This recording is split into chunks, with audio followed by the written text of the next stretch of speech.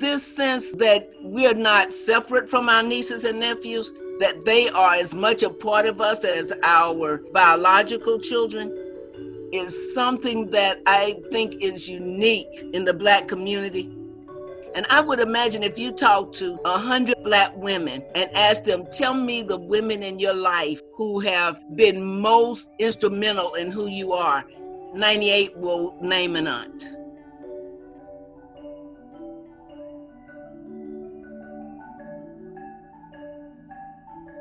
I am Dr. Regina Davis-Sowers. I received my PhD from Georgia State University. I am a mother, grandmother, great-grandmother, and wife. I was one of those aunts who adopted their nieces and nephews and made them their child. Having nieces and nephews, I wondered if I had the same experience as other women. And so I went to look for research on Black aunts, and there was none. It took me probably a year and a half to find 36 women to interview. This is what I found in my research. They described the Black aunt as the second mother, the cheerleader.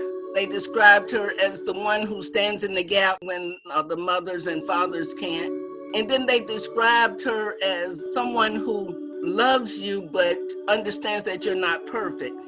When we think about the Black aunt, in some ways it has been the forgotten strength that has kept us stable from slavery to today.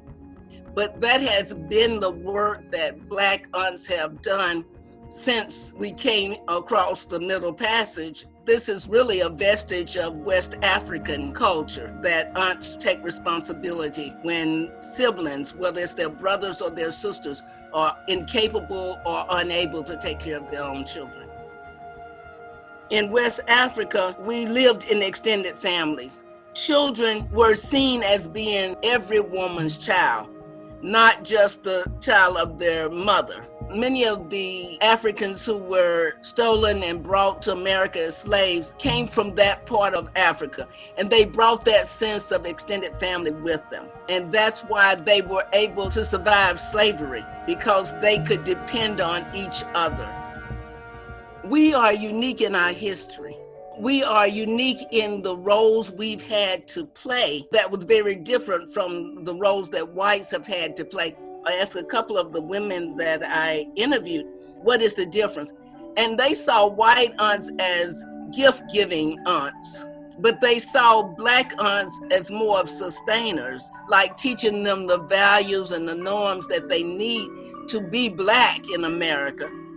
I think that the reason that research on Black aunts is overlooked is because we've just simply forgotten the historical relevance.